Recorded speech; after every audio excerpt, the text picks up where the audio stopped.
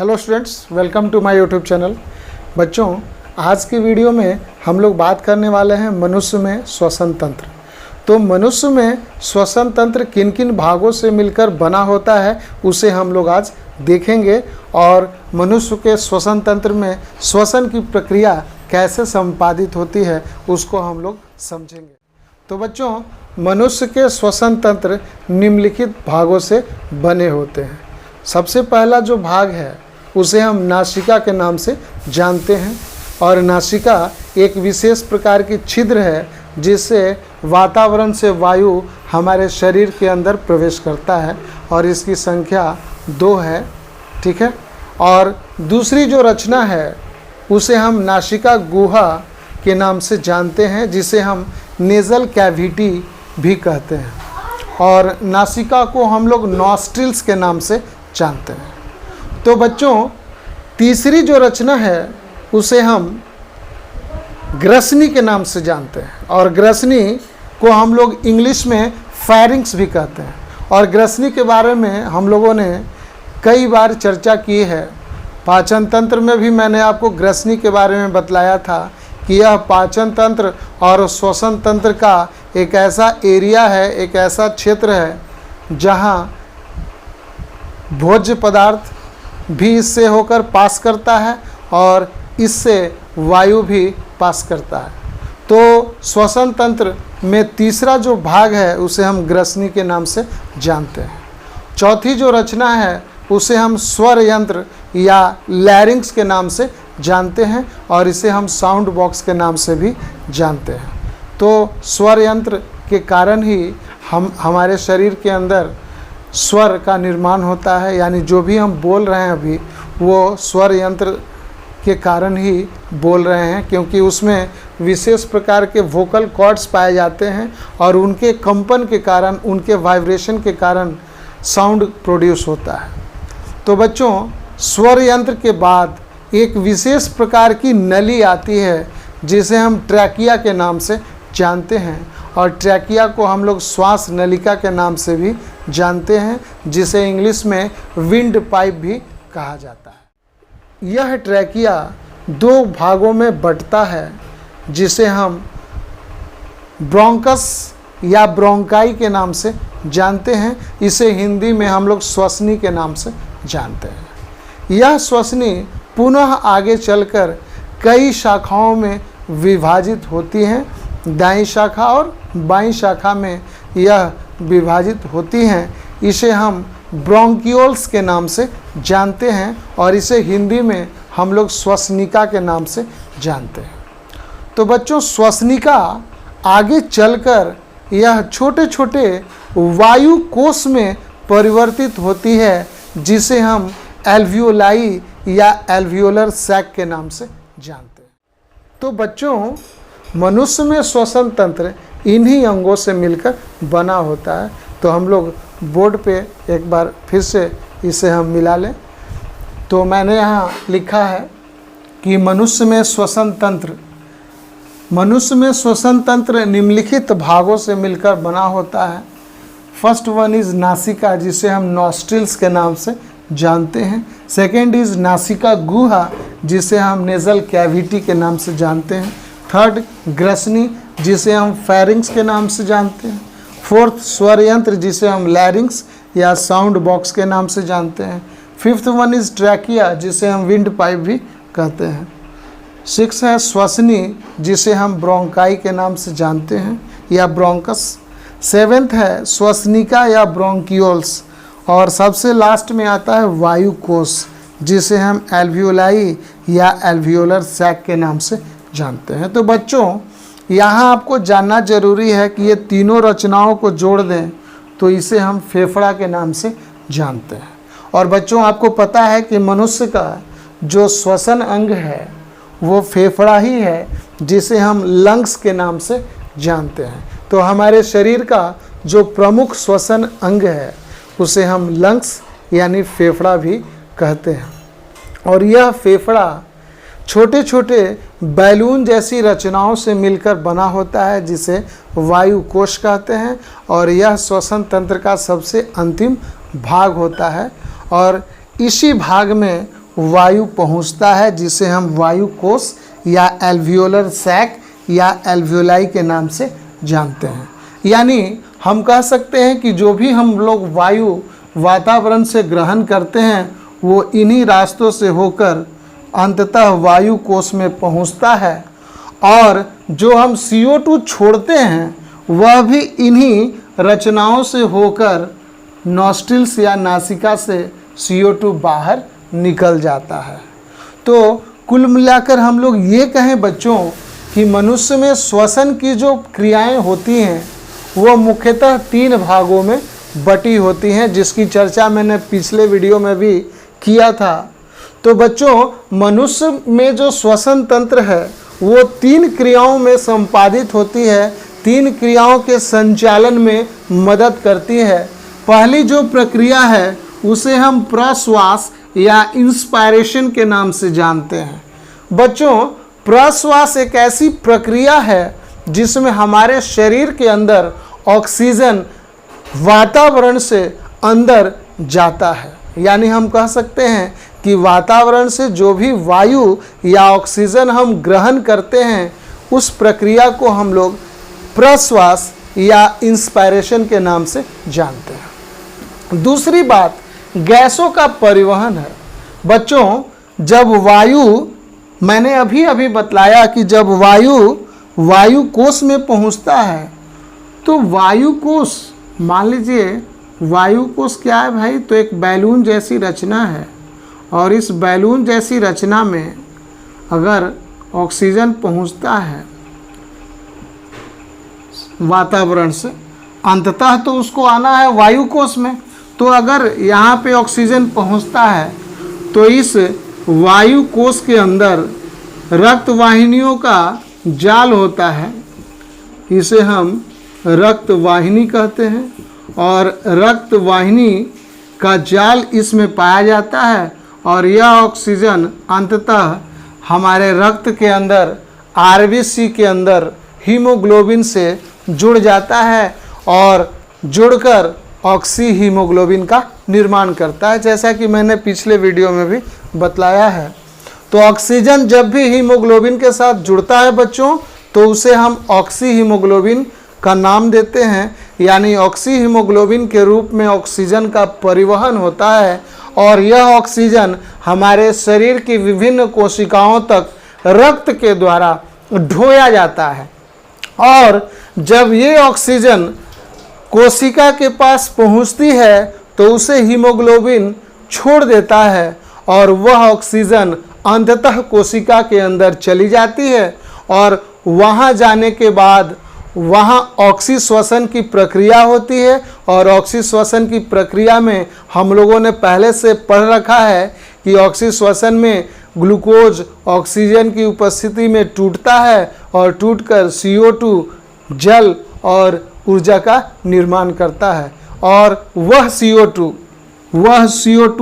जो कोशिका के अंदर बना था वह CO2 रक्त के द्वारा ढोया जाएगा, और जब CO2 रक्त में आएगा तो वहाँ ये ऑक्सी हीमोग्लोबिन का निर्माण करेगा, और कुछ हद तक कार्बन डाइऑक्साइड ऑक्सी हीमोग्लोबिन के रूप में ये रक्त के साथ वायु कोश में पहुँचता है, और जिस प्रकार ऑक्सीजन इस वायु कोश में आया था उसी रास्ते से यह कार्बन डाइऑक्साइड भी शरीर से बाहर चला जाएगा। तो बच्चों ये दूसरा जो प्रक्रिया है गैसों का परिवहन यानी ट्रांसपोर्ट ऑफ रिस्पायरेटरी गैसेस, यहाँ सिर्फ गैसों का आदान प्रदान होता है।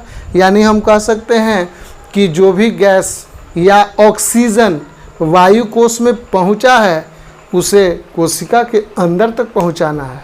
बच्चों आप याद रखो, जो भी ऑक्सीजन जो वायु कोश में पहुँचा है वह ऑक्सीजन कोशिका तक पहुँचाना है, क्योंकि कोशिका के अंदर ही फाइनल श्वसन की क्रिया संपन्न होती है, जिसे हम कोशिकीय श्वसन के नाम से भी जानते हैं। इसके बारे में मैंने पहले भी बतला रखा है, आप वीडियो में जाकर देख सकते हैं।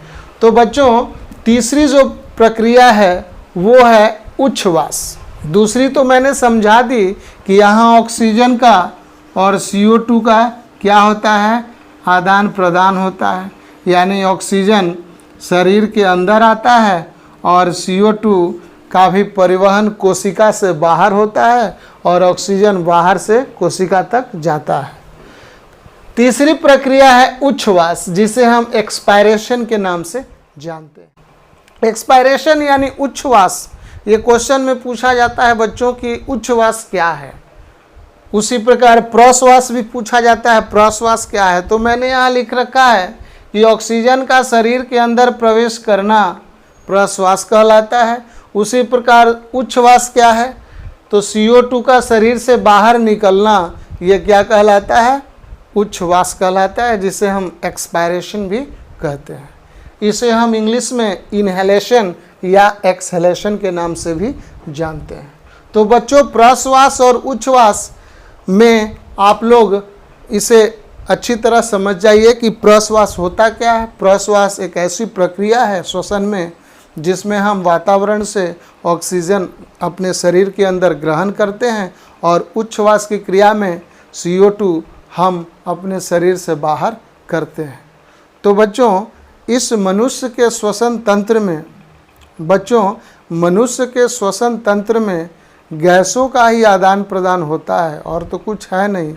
तो ये जितनी भी रचनाएं लिखी गई हैं, ये गैसों के परिवहन में मदद करती हैं, क्योंकि वातावरण से इन्हीं रास्तों से होते हुए ऑक्सीजन या वायु कोश में पहुंचता है और इन्हीं रास्तों से होते हुए CO2 बाहर चला जाता है। तो आप यहाँ तक इसको नोट कर लीजिए, ठीक है। तो इसको जल्दी से नोट कीजिए बच्चों।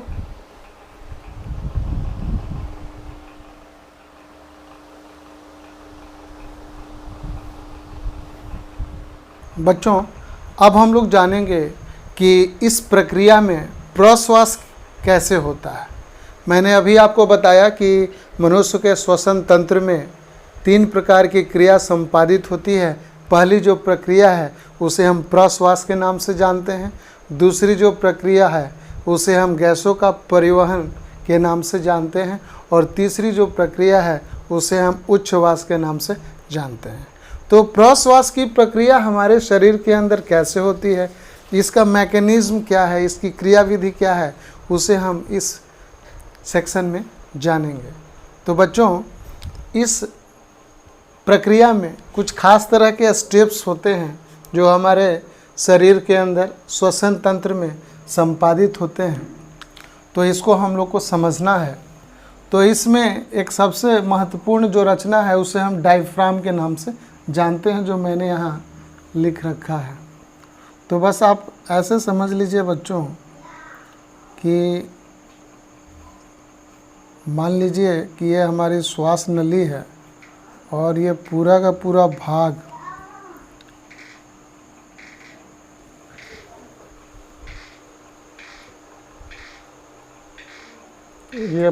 पूरा भाग जो है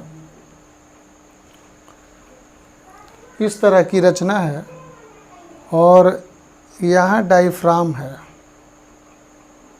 डायफ्राम एक विशेष प्रकार की मांसपेशी है, एक पतली शीट है, मसल्स की शीट है।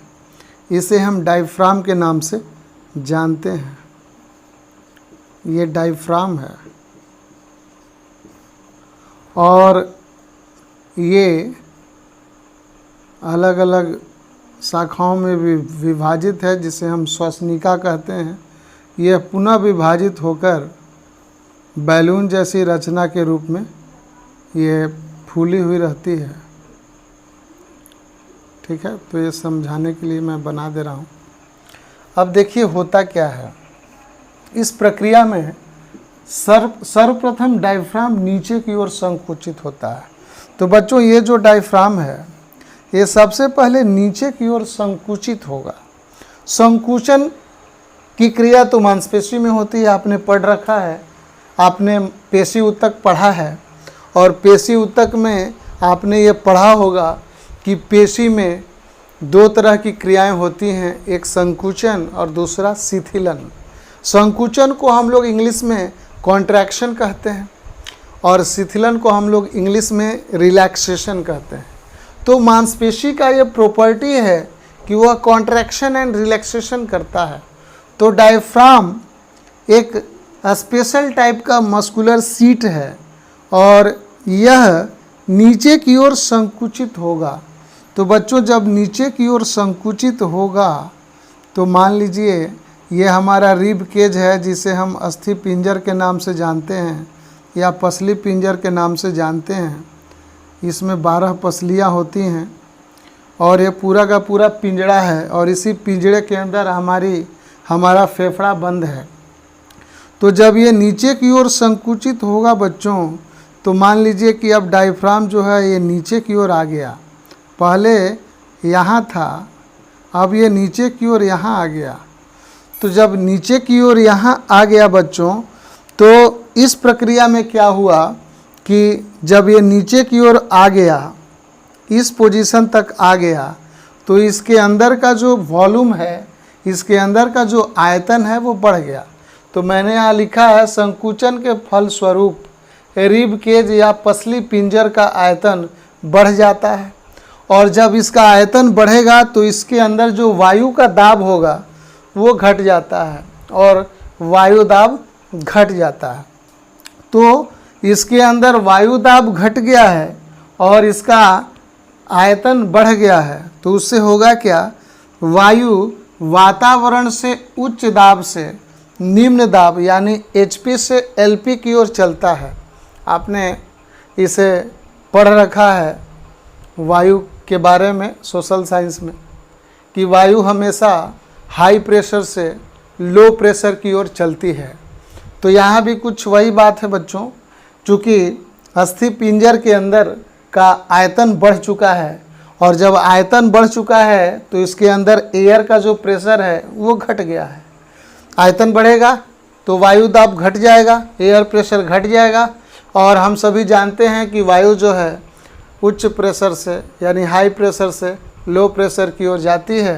तो वायु वातावरण से क्या करेगी, हाई प्रेशर से लो प्रेशर में चली आएगी और अंततः वायु कोश में ऑक्सीजन पहुंच जाता है, यानी वायु पहुंच जाती है और ये वायु कोश बैलून की तरह फूल जाती है। तो जब वायु कोश फूलेगी तो हमारा जो चेस्ट है, हमारा जो छाती है जिसे हम चेस्ट कहते हैं, ये फूलने लगता है और ये एक्सपेंड हो जाता है। ठीक है बच्चों, तो ये प्रक्रिया क्या कहलाती है, प्रश्वास। और प्रश्वास के बारे में मैंने आपको अभी बतलाया कि प्रश्वास एक ऐसी प्रक्रिया है जिसमें वातावरण से वायु हमारे शरीर के अंदर प्रवेश करती है। तो इन्हीं क्रियाविधि के कारण हमारे शरीर के अंदर प्रवेश करती है, यानी वायु वातावरण से इन्हीं प्रक्रियाओं से होते हुए हमारे वायु कोश में अंततः पहुंच जाती है। तो इसको आप नोट कर लेंगे। इसके बाद हम लोग पढ़ेंगे उच्छ्वास। उच्छ्वास की प्रक्रिया कैसे होती है उसको हम लोग नोट कर लेंगे। इसका जस्ट उल्टा हो जाएगा, क्या होगा, उच्छ्वास। तो प्रश्वास की क्रियाविधि का ठीक विपरीत जो प्रक्रिया होगी, जो क्रिया होगी, उसे हम उच्छ्वास कहते हैं। तो इसको आप नोट कर लीजिए, फिर हम लोग उच्छ्वास को लिख करके उसको भी समझते हैं। बच्चों, अब हम लोग उच्छ्वास को समझेंगे। इस प्रक्रिया में जैसा कि हमने आपको इसी वीडियो में सबसे पहले बतलाया है कि उच्छ्वास एक ऐसी प्रक्रिया है जिसमें कार्बन डाइऑक्साइड हमारे शरीर से बाहर निकलती है। तो ये कैसे निकलती है इसको हम लोग समझेंगे। तो इस प्रक्रिया में क्या होता है, इस प्रक्रिया में डायफ्राम, जो कि मैंने यहाँ पे आपको बतलाया है कि डायफ्राम एक पतली मांसपेशी है, तो यह डायफ्राम ऊपर की ओर शिथिलन होता है और शिथिलन को हम लोग इंग्लिश में क्या बोलते हैं, रिलैक्सेशन, यानी यह डायफ्राम रिलैक्स करता है। तो रिलैक्स करेगा कैसे, पहले तो संकुचित हुआ था, यहाँ तक आया था, अब रिलैक्स होगा तो ये फिर कहाँ आ जाएगा, फिर अपने ओरिजिनल पोजीशन में आ जाएगा, जहाँ पहले था वहीं पे ये चला आएगा। तो बच्चों, अब शिथिलन की प्रक्रिया में क्या होगा, जो डायफ्राम सबसे पहले नीचे गया था, संकुचित होने के बाद जो नीचे आया था, अब उस जगह से यह पुनः अपने वास्तविक स्थिति में पहुंच जाता है। तो बच्चों, जैसे ही डायफ्राम अपने वास्तविक स्थिति में पहुंचता है तो इसके इस अस्थि पिंजर का या इस रिब केज का या पसली पिंजर का जो आयतन है वो क्या हो जाता है, वो घट जाता है। और जब आयतन घट जाता है तो इसके अंदर का जो प्रेशर है, इसके अंदर का जो एयर प्रेशर है, वायु दाब है, वो क्या हो जाता है, अधिक हो जाता है। तो जब यहाँ पे आयतन घट जाता है और वायु दाब अधिक हो जाता है तो हम लोग जानते हैं कि वायु हमेशा उच्च दाब से निम्न दाब की ओर चलती है, वायु हमेशा हाई प्रेशर से लो प्रेशर की ओर चलती है। तो इस प्रक्रिया को हम लोग समझ लें कि पुनः डायफ्राम ऊपर की ओर शिथिलन होता है, ऊपर की ओर यहाँ शिथिलन हो गया। शिथिलन के फलस्वरूप रिब केज या पसली पिंजर का आयतन घट जाता है और वायु दाब बढ़ जाता है। तो इसके अंदर का वायु दाब बढ़ गया और आयतन घट गया है। तो अब क्या होगा, वायु कोश से उच्च दाब से निम्न दाब की ओर चलता है। तो वायु जब भी चलेगा, वायु जब भी गमन करेगा तो वह हमेशा उच्च दाब से निम्न दाब की ओर गमन करता है। तो यह वायु CO2 के रूप में वायु कोश से बाहर निकल जाता है। तो इस प्रक्रिया को हम लोग उच्छ्वास के नाम से जानते हैं और इसे इंग्लिश में हम लोग क्या बोलते हैं बच्चों, इसे हम लोग इंग्लिश में एक्सपायरेशन के नाम से जानते हैं। आप इसको नोट कर लीजिएगा, एक्सपायरेशन या एक्सहेलेशन के नाम से जानते हैं। तो उच्छ्वास और प्रश्वास के बारे में आप समझ गए होंगे। मैं एक बार फिर से बता दे रहा हूं बच्चों कि प्रश्वास एक ऐसी प्रक्रिया है जिसमें ऑक्सीजन हमारे शरीर के अंदर प्रवेश करती है और उच्छ्वास एक ऐसी प्रक्रिया है जिसमें कार्बन डाइऑक्साइड हमारे शरीर से बाहर निकलती है। तो ऑक्सीजन का हमारे शरीर के अंदर आना और CO2 का हमारे शरीर से बाहर जाना, ये सारे अंगों का नाम आप जान चुके हैं। और उन्हीं रास्तों से होकर CO2 बाहर निकलता है और उन्हीं रास्तों से होकर ऑक्सीजन हमारे शरीर के अंदर यानी फेफड़े के अंदर पहुंचता है। और वायु कोश में आपको पहले से ही पता है कि वायु कोश में गैसों का आदान प्रदान होता है और इस प्रकार हमारे कोशिकाओं तक ऑक्सीजन पहुंचता है और वहाँ कार्बन डाइऑक्साइड जो पहले से बना है वह हमारे शरीर से बाहर निकल जाता है। तो ये क्वेश्चन काफ़ी महत्वपूर्ण है और ये दीर्घ उत्तरीय प्रश्न अक्सर पूछा जाता है। दीर्घ उत्तरीय प्रश्न के रूप में हमेशा ये पूछा जाता है। तो आप इस वीडियो को अच्छी तरह से देखिए और इसे समझिए, क्योंकि यह लॉन्ग क्वेश्चन आपके बोर्ड एग्जामिनेशन के लिए काफ़ी इम्पॉर्टेंट है बच्चों। तो इसे आप नोट कर लीजिए और वीडियो को पूरी तरह से देखिएगा। और वैसे बच्चे जो मेरे चैनल पे बिल्कुल नए हैं, तो यदि वो वीडियो को लाइक करते हैं, वीडियो पसंद आती है, तो मेरे चैनल को ज़रूर सब्सक्राइब कर लें और अधिक से अधिक अपने दोस्तों में शेयर करें। तो मिलते हैं हम लोग अगले वीडियो में, तब तक के लिए धन्यवाद।